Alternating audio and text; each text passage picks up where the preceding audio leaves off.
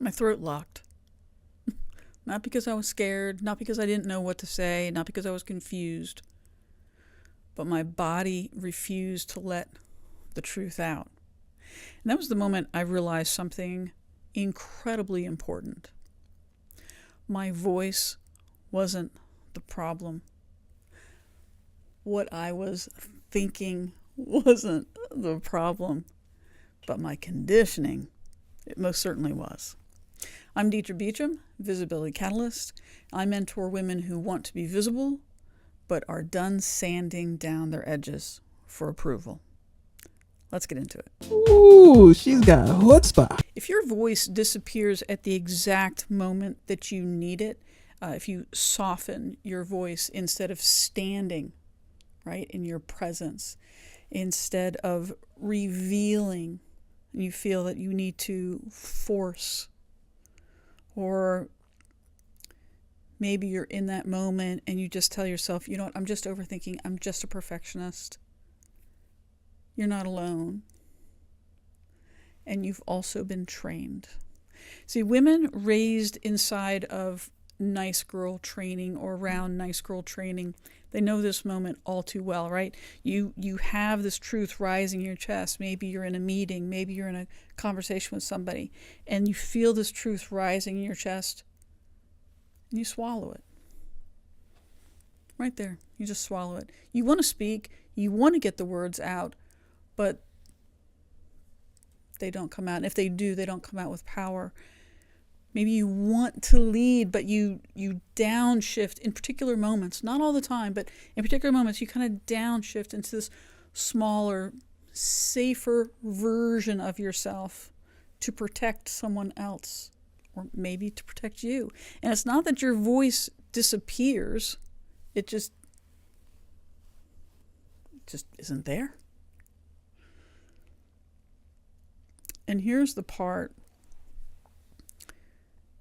that is really hard, and I know this happened for me, is you collapse the moment that some pressure enters the room, and maybe not from every person, but certain people, even when you're the most competent woman in the room.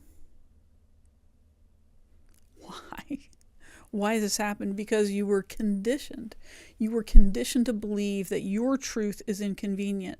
Your truth is risky. It's disruptive. It's too much. It's a problem.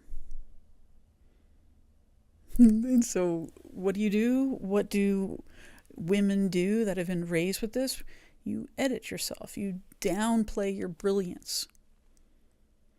You make your truth small so other people don't flinch, so they don't feel uncomfortable.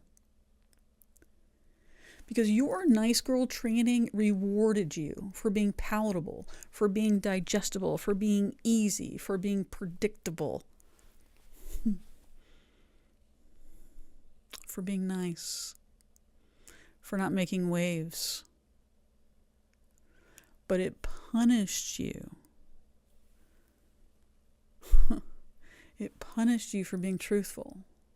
It punished you for revealing your truth. It punished you for wanting. And so your body learned a rule. Silence is safety. Small is safety. Truth, consequence. Truth, careful.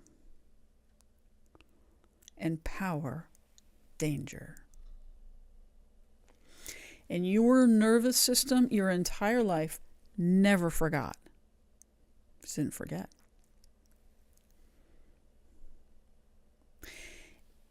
And here's what I want to share. It's not that you don't mistrust your voice or that you don't trust your voice, although it can feel like that. I know it certainly has felt like that before for me.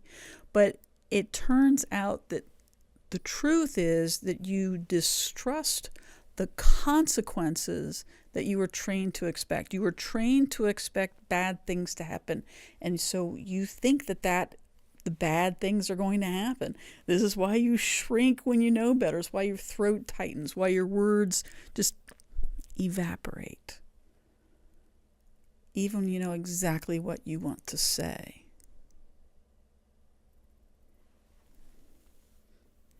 thing is, your voice is still in there. But it is important to start to learn how to trust that voice again. And maybe you're like me. You spent your life being steady, right? The dependable one, the rational one.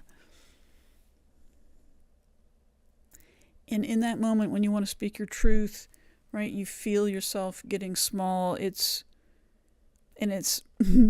used to think, oh, my nervous system, it's malfunctioning, and it's not. It's not malfunctioning at all. It's being loyal. It's being loyal to the old version of you. It's being loyal to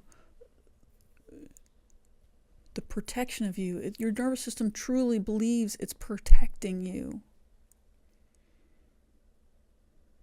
So anytime you try to go outside that boundary, it seizes up. Because your nervous system is being loyal to the woman who learned to smooth the edges of her truth.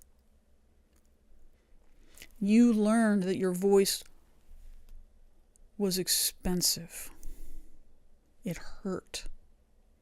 It had consequences. And your body, ever since, has been trying to save you from those consequences. So, let's shift it. Your body is protecting the woman that you used to be, but you're a different woman now, right? It's protecting who you were, the person who didn't have autonomy, the person that didn't have a voice, the person that didn't have control, choice. And it's still acting like that. And that's why sometimes it can feel like there's two versions of you. I don't know if you ever felt this, right? There's one woman that knows exactly what she wants. And then there's one that goes silent in that moment when that person that knows exactly what she wants can't say it. The woman that you're becoming, the woman you want to be, the woman that is coming up deep inside of you, the one that wants to lead, who speaks, who takes up space,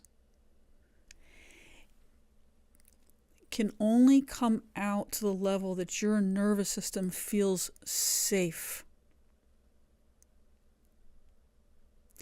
And that voice can't come out in the nervous system of a woman who felt that survival needed her silence,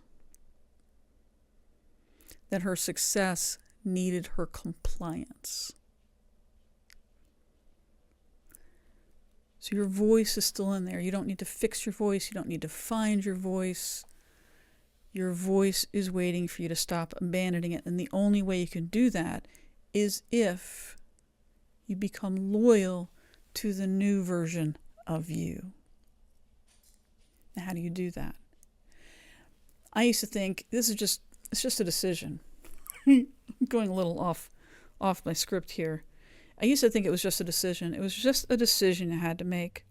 I just need to go after this new thing.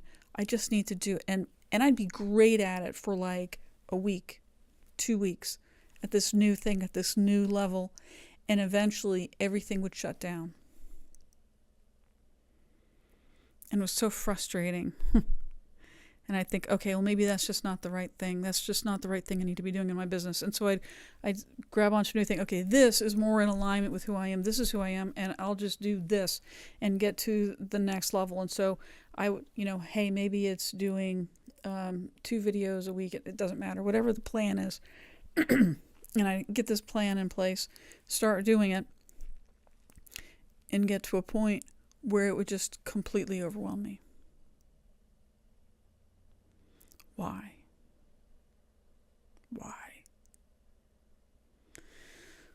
Because it was a performance. I was speaking what I thought people needed to hear, what they needed to hear me say, what felt safe. But truth isn't always safe. And it's important to show up for you. So how do you change that? One of the things you have to do is work on your subconscious. Take care of what is going on, the messages that you are telling yourself, breaking that training. teaching your body to trust the new version of you. Stepping into that new version and being that new version in presence, not performance. I am not talking about a performance. You've done that your whole life. This is about presence. When your loyalty shifts, when you're able to shift all of your loyalty to this new version of you, which is incredibly important because the only thing we have control of is now. And if all you are doing is shrinking and just thinking about this new version of you, you will stay shrinking. You actually have to change how your body reacts, expand its ability to receive. What if your voice was no longer negotiable? What if your truth was no longer negotiable? What if you stopped swallowing your truth? What would happen? Whose life could you change? What boundary could you finally hold if you trusted your voice? What room would no longer intimidate you? What person, what situation would no longer put any fear into your mind?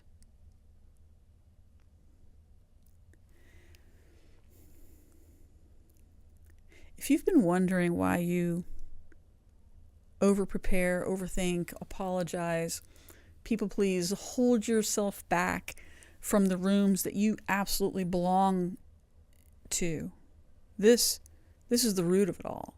It's not mindset. There's nothing wrong with you. It's not that you haven't learned these things. You've learned it. You've been to enough therapy. You've learned. You just need to get your body in agreement and expansive so that it receives. Your voice isn't too loud.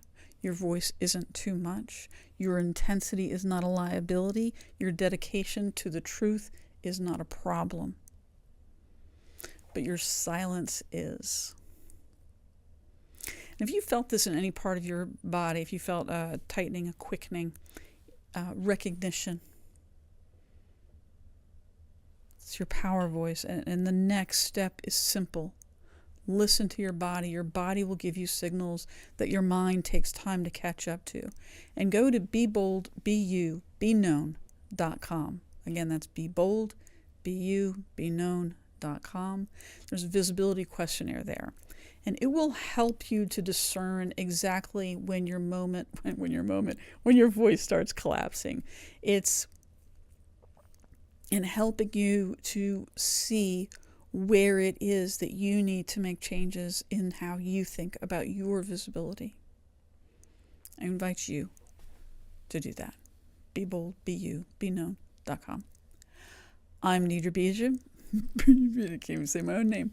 I'm Deidre Beecham, Visibility Catalyst, and I help women who want to be visible to grab hold of that and to be paid to be you. Truth and all, rough edges and all. Because your uniqueness is what is going to get you far in this life. Your voice is not dangerous. It's powerful. And it's the door to the next level of you. Take care. Ooh, she's got chutzpah. Check it out.